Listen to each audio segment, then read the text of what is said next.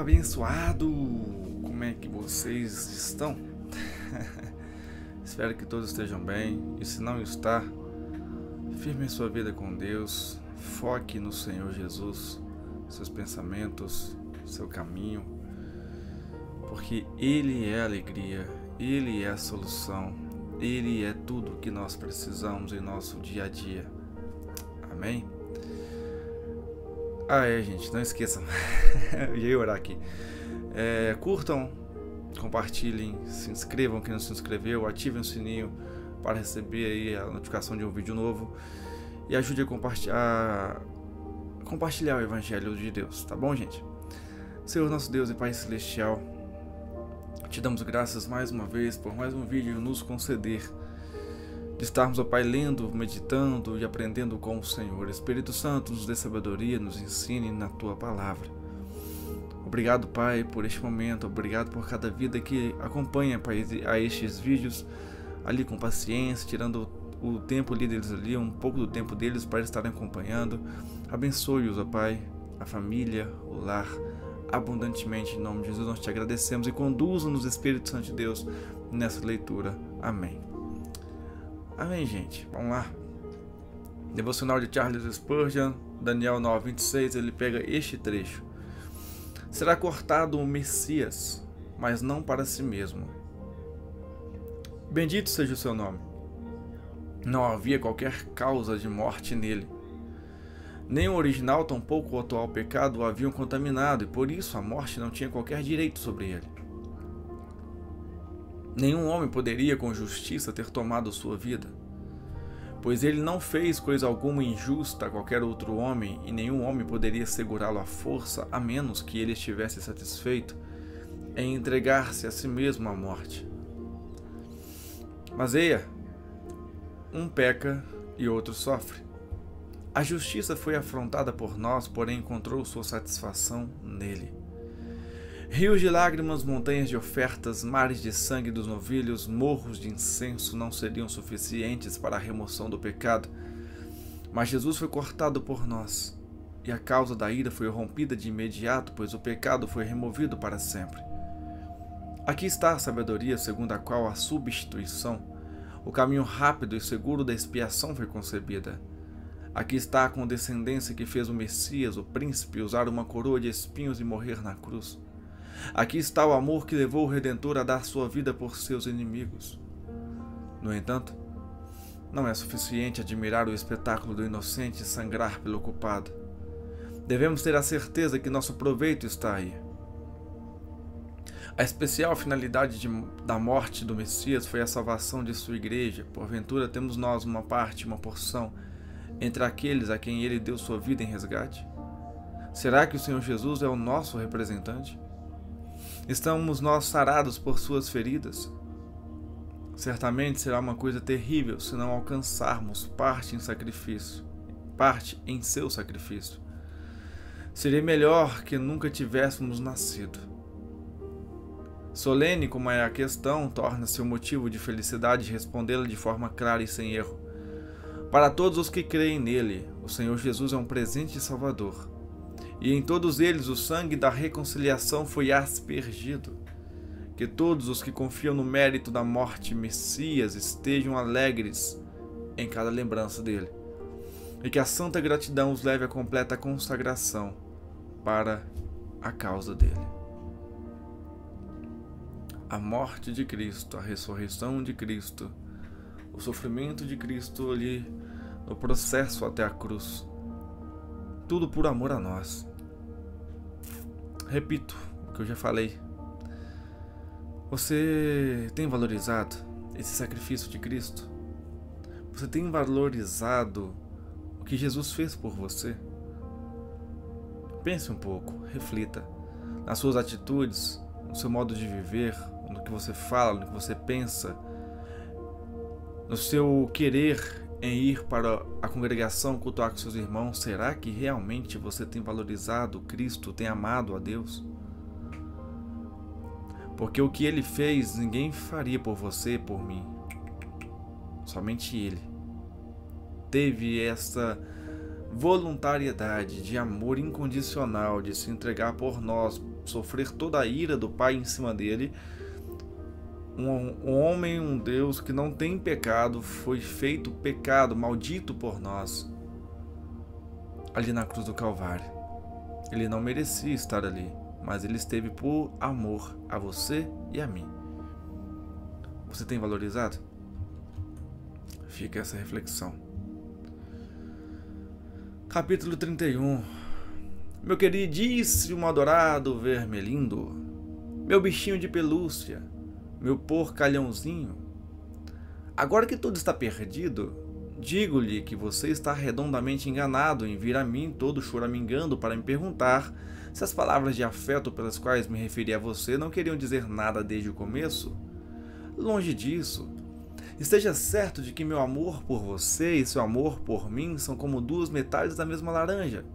Eu sempre desejei você da mesma forma que você, tolinho, me desejou. A diferença é que eu sou mais forte que você. Penso que agora eles permitirão que você seja meu, ou pelo menos um pedaço de você. Se eu amo você? Ora, é claro que sim. Tanto quanto amo um bocado de guloseimas com as quais eu já me fartei. Você deixou uma alma escapar entre seus dedos, vermelhento. O uivo de fome intensificado por essa perda ressoa nesse momento por todos os níveis do reino do barulho até o próprio trono. Fico louco só de pensar sobre isso. O quão bem eu sei o que aconteceu no instante em que eles o sequestraram de você. Ele passou de uma hora para outra a enxergar tudo, não foi? Quando ele o viu pela primeira vez, reconheceu a parte que você tinha nele e soube que você já não tinha mais. Pense só, e que seja apenas o começo de sua agonia, vermelhento. O que ele sentiu naquele momento. Foi como se uma venda tivesse lhe caído dos olhos. Como se ele tivesse livrado de uma lepra horrível. Como se tivesse se livrado para sempre de trapos esfarrapados, molhados e pegajosos. Diabos! Já é horrível demais vê-los em seus dias mortais tirando roupas sujas e desconfortáveis e caindo na banheira de água quente, dando pequenos grunhidos de prazer enquanto espreguiçam seus membros cansados. O que dizer então desse despir-se definitivo, dessa limpeza total? Quanto mais penso sobre isso, pior fica, vermelhento. Ele passou por isso tão fácil. Nada de medos gradativos, nada de sentença de médico, nada de lar de recuperação, nada do teatro das cirurgias, nada de falsas esperanças de vida. Pura e simples libertação instantânea, vermelhento. Até parecia que o mundo todo estava à nossa mercê, o clamor das bombas, a queda de casas, o fedor e o gosto de gases altamente explosivos, nos lábios, nos pulmões, os pés ardendo de cansaço, o coração frio diante dos horrores, o cérebro embaraçado, as pernas doendo. No momento seguinte, tudo estava acabado. Tinha desaparecido como um pesadelo, passando a ser insignificante. Seu imbecil fracassado, ludibriado! Você percebeu com quanta naturalidade, como se ele tivesse nascido para isso, o verme nascido da terra entrou para a nova vida? Como, num piscar de olhos, todas as suas dúvidas se tornaram ridículas? Sei muito bem o que a criatura estava dizendo para si mesma. Sim, é claro, sempre foi assim. Todos os horrores seguiram o mesmo curso, tornando-se cada vez piores e forçando você numa espécie de sinuca de bico, até o momento preciso em que você acha que pode ser esmagado. Você se safa da situação e tudo de repente fica bem. A extração do dente dói cada vez mais até que de repente o dente é extraído. O sonho se tornou um pesadelo e então você acordou. Você morre mais uma vez e em seguida está para além da morte. Como é que eu pude duvidar disso? Da mesma forma como ele viu você, ele também teve uma visão da divindade. E eu sei como foi. Você recuou, atordoado e cego, sentindo-se mais ferido por eles do que eles se sentiram em relação às bombas. Ah, quanta degradação! Que essa coisa da terra e do lodo é capaz de ficar em pé e conversar com espíritos diante dos quais você, um espírito, só consegue ficar acuado. Talvez você tenha esperado que o temor e o estranhamento provocado por tudo isso fosse acabar com a alegria dele. Mas aí é que está a nossa desgraça. Deuses são tão estranhos aos olhos mortais que deixam de ser estranhos. Ele não tinha a menor ideia de como era olhar para eles até que aquele exato momento ele até duvidava da sua existência. Mas, quando os viu, Soube que já os conhecia desde sempre, se deu conta do papel que cada um deles assumiu em muitas horas de sua vida, quando ele imaginava estar sozinho, de modo que agora ele podia lhes dizer um por um: não? Quem são vocês? Mas, então era vocês o tempo todo. Tudo o que eles eram e disseram nesse encontro despertou memórias. Aquela vaga sensação de amigos ao seu redor, que o assombrava desde a infância, estava agora pelo menos explicada. Aquela música essencial que dominava cada experiência pura, que sempre lhe fugia à memória, foi agora recuperada. Esse reconhecimento libertou da companhia deles pouco antes de os membros do seu corpo desfalecerem. Apenas você foi deixado de fora. Ele não apenas enxergou divindades, ele o enxergou. Esse animal, essa coisa concebida na cama, pôde olhar para ele. O que é fogo ofuscante, asfixiante para você, Vermelhinda, é agora luz refrescante para ele, é a própria claridade, e carrega a forma de um homem. Você bem que gostaria, se pudesse, de interpretar a prostração do paciente diante da presença, a repugnância a si mesmo e o conhecimento supremo de seus pecados. Sim, Vermelindo, um conhecimento mais claro até do que o seu. A semelhança de suas próprias sensações chocantes e paralisantes quando você estiver com o ar mortífero que se respira no coração dos céus. Mas tudo isso é bobagem. Ele deverá passar ainda por alguns sofrimentos, mas os humanos aceitam esse tipo de dor. Eles não trocariam seus sofrimentos por qualquer prazer terreno. Todos os prazeres dos órgãos dos sentidos, das emoções ou do intelecto com que você poderia tê-los tentado outrora, mesmo os prazeres da própria virtude, agora lhes parecem nada mais que atrações repulsivas, a ponto de provocar neles as náuseas que uma prostituta provocaria em um homem que ouvisse que a sua amada verdadeira, que lhe amou a vida toda e cujo amor acreditava está morto, está viva e nesse momento diante da sua porta. Ele foi capturado por esse mundo em que o sofrimento e o prazer assumem valores transfinidos, e toda a nossa aritmética é desfeita. Mais uma vez, o inexplicável nos alcança. A desgraça maior que se segue é a de tentadores inúteis como você é o fracasso do nosso departamento de inteligência. Se ao menos pudéssemos descobrir o que o inimigo está realmente tramando. Que coisa lamentável o fato de esse conhecimento, que é uma coisa tão odiosa e piegas, ainda assim ser necessário para o poder. Às vezes, quase entra em desespero, Vermelindo. Tudo o que me mantém em pé é a convicção de que o nosso realismo ou a nossa rejeição em face de todas as tentações, de toda a baboseira, tola e conversa mole, tem de vencer no final. Nesse meio tempo, eu vou acabar com você, Vermelindo. Subscrevo-me sinceramente, cada vez mais voraz e afetuoso, tio mal danado. Muito interessante. Aqui, gente, acaba o livro. Deixa eu ver um detalhe aqui. Tem um brinde aqui do mal danado. Vamos ler ele aqui. Só que antes, deixa eu só falar uma coisa aqui sobre esse final. No final de tudo, o Vermelindo, o demônio Vermelindo, ele perdeu o seu paciente. O que quer dizer que o paciente dele, o jovem, na qual estava sendo tentado de várias maneiras, ele encontrou Jesus.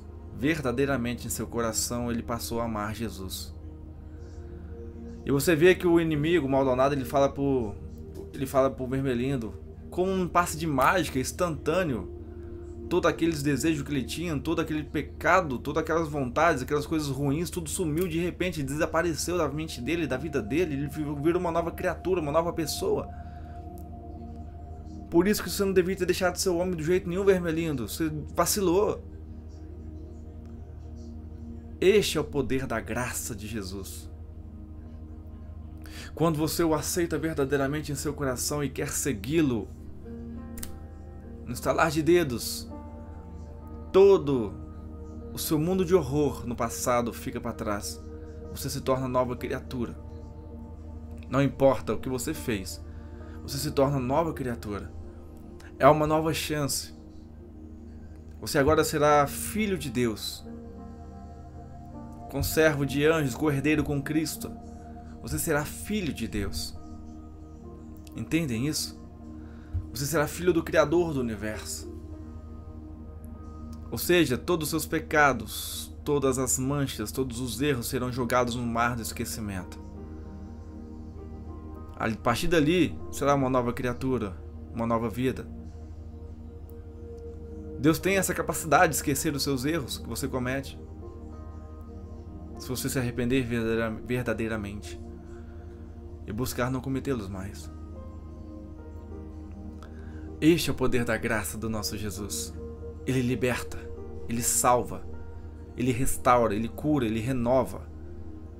Tudo o que nós precisamos encontramos em nosso amado Senhor Jesus Cristo, o poder da graça, o dom gratuito de Deus. Gratuito, pegue, não rejeite. É melhor se abdicar dos seus desejos do que viver neles e ir para o inferno. Venha para Cristo, tome a sua cruz.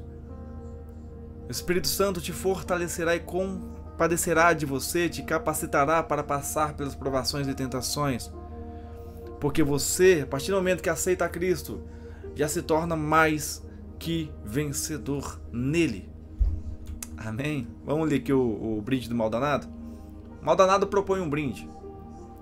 Em muitas ocasiões foi-me solicitado ou aconselhado acrescentar mais cartas de um diabo ao seu aprendiz, mas por anos a fio não senti a menor inclinação para tanto. Essa obra foi para mim a mais fácil de escrever e também a menos prazerosa. Mais fácil, sem dúvida, pelo fato de a ideia de escrever cartas diabólicas, depois que você a tenha concebido, se explora espontaneamente como os gigantes e os homens nanicos de Swift ou a filosofia bioética de Erewhon, bem como a Garuda Stone de Einstein. Quando você se dá conta, já terá escrito 1000 páginas se deixar a coisa fluir. Mas, embora fosse fácil torcer a mente para adotar uma atitude diabólica, isso não é nada divertido, ou pelo menos não por muito tempo. O esforço gera uma espécie de cãibra espiritual. O mundo no qual eu tive de me projetar, enquanto falava por meio do Maldanado, era todo feito de poeira, cascalho, sede e irritação. Todo e qualquer traço de beleza, frescor e genialidade teve de ficar de fora. Eu me senti sufocado quando estava prestes a terminar e teria asfixiado meus leitores se tivesse estendido a coisa. Além disso, eu tinha uma espécie de ojeriza contra meu livro por não ter sido um livro diferente que ninguém poderia escrever. O ideal teria sido que as advertências de Maldanado Vermelindo fossem contrabalançadas com os conselhos dos arcanjos para o anjo da guarda do paciente. Sem isso, o retrato da vida humana fica unilateral, mas que poderia compensar essa deficiência? Mesmo se um homem, e ele precisaria ser bem melhor do que eu, pudesse escalar as alturas espirituais necessárias, que estilo adequado poderia usar? Pois o estilo seria, na verdade, parte do conteúdo. O mero conselho não seria suficiente, cada frase deveria ter o cheiro dos céus. E hoje em dia, mesmo se você fosse capaz de escrever prosa como a de Traherne, não seria autorizado para tanto, pois o cânone do funcionalismo desabilitou a literatura de metade de suas funções. No fundo, todo ideal de estilo dita não apenas de que maneira devemos dizer as coisas, mas que tipo de coisa devemos dizer. Então, à medida que os anos foram passando e a experiência sufocante de escrever as cartas desvanecia da memória, reflexões sobre isso ou aquilo que pareciam de alguma forma demandar um tratamento à moda Maldanado começaram a me ocorrer. Eu estava decidido a não escrever mais nenhuma carta. A ideia de algo como uma palestra ou um discurso pairou vagamente na minha mente, ora esquecida, ora relembrada e nunca escrita. Então veio um convite do The Saturday Evening Post e esse foi o estopim. C.S. Lewis. E aqui ele vem com mais uma... No final do livro aqui, ele vem com mais um descritivo, só que ele é um pouquinho longo e eu vou deixar ele para o próximo vídeo, beleza, gente? Para a gente finalizar o livro. Ele aqui nesse descritivo ele fala assim: o cenário é o inferno. No jantar anual da Academia de Treinamento de Tentadores para Jovens Demônios, o diretor Dr. Remeleca acabou de brindar a saúde dos seus convidados. Aí acabamos vendo que no final o Remeleca que ele falava era o diretor do inferno ali, o Dr. Remeleca. Então nós vamos continuar a partir daqui no próximo vídeo, que é o final do livro. Aqui provavelmente vai ser ali a reunião no inferno ali, onde vão comentar e falar coisas ali sobre talvez as artimanhas e tudo mais, né? Vamos ver qual é o desfecho aqui que o autor vai colocar com relação nessa reunião do inferno, né? E a gente vê que ele mesmo falou que não foi fácil escrever o livro. Ter uma mente diabólica ali para poder traçar um caminho que o diabo ele tenta todos os dias para nos abater, não é fácil. Não é fácil. Imagino ele escrevendo aquilo com aquele sentimento horrível, né, pesando, mas o Espírito Santo dando força e graça para ele poder continuar, porque este livro é muito lindo, ele nos alerta realmente o que acontece no nosso meio, no nosso dia a dia, na nossa batalha contra o inimigo, contra nós mesmos. Então, este livro realmente ele me mexeu muito comigo, e espero ter mexido com vocês. É um livro que nos traz pontos muito interessantes e nos ajuda a fortalecer e a preparar as nossas armas espirituais contra o inimigo. Então no próximo capítulo, na verdade não é capítulo, né, é o desfecho do livro. O próximo vídeo será o desfecho, que será ali a reunião no inferno. Então nós veremos ali o que vai acontecer. Mas firmem suas vidas com Deus. Se revistam da armadura de Deus, para que você não perca a batalha. A luta é diária. Há uma só guerra, mas a luta é diária. Todo dia temos que lutar contra nós e contra o inimigo. Nós, eu falo pessoal, eu luto contra mim, você luta contra você. Agora, nós lutarmos uns contra os outros, isso não é bíblico, é antibíblico. Nós temos que amar uns aos outros. Lá quando fala a luta não é contra a carne ou sangue, quer dizer, a luta não é contra o meu próximo, a luta é contra as potestades malignas do inferno e contra mim mesmo. Então, firmem seus passos no Senhor. Busquem a misericórdia do Senhor, a graça do Senhor, a força do Espírito, para que venha estar preparado para a vinda de Cristo, que está bem próxima. A vinda de Cristo está bem próxima. Tá bom, gente? Então firme seus passos com Deus. Jesus ama todos vocês. E Deus, Ele quer amar vocês. Sabe o que eu falo assim? Muitos podem discordar, mas é a palavra que fala isso. Se eu não me engano está em João. Acho que é 4, alguma coisa assim, eu não lembro. Mas Jesus fala que aquele que amar a Ele, o Pai o ama. Aquele que amar a Jesus, o Pai o ama. Ou seja, qual que é a lógica? Se você não amar a Jesus, o Pai não vai te amar. Deu para entender? Jesus te ama. Quando a gente evangeliza, a gente fala, Jesus te ama. Realmente, Jesus ama você. Mas o Pai só vai te amar, o Criador só vai te amar quando você amar Jesus. Então, não perca tempo. Jesus está batendo na sua porta do seu coração todos os dias. Só basta você deixar Ele entrar. Aceite Jesus. Ele pode mudar a sua vida. É Ele quem pode mudar, é Ele quem muda. É Ele quem transforma, é Ele quem renova nossas vidas. Amém? Grandioso Senhor e Pai Celestial. Obrigado, Pai, por mais essa leitura, mais este dia que nos concedeu. Obrigado pela força, obrigado, Pai, pelos cuidados do Senhor para conosco. Pai, obrigado pelo ensinamento, Pai, na qual aprendemos muito neste livro do C.S. Lewis. O Senhor é maravilhoso, o Senhor é santo. Obrigado por inspirar homens como C.S. Lewis para escreverem livros que nos traz um choque de realidade, um ensinamento maravilhoso no mundo espiritual e também secular. Obrigado por tudo, Pai. Abençoe essas vidas e essas famílias poderosamente. Que o amor de Deus Pai, a graça do Senhor Jesus, a comunhão e consolação do Espírito Santo de Deus seja para com todos vocês e que Deus vos abençoe e vos guarde em nome de Jesus. E muito obrigado por participarem mais uma vez deste vídeo para comigo. Deus abençoe todos vocês. Amém? Fiquem na paz.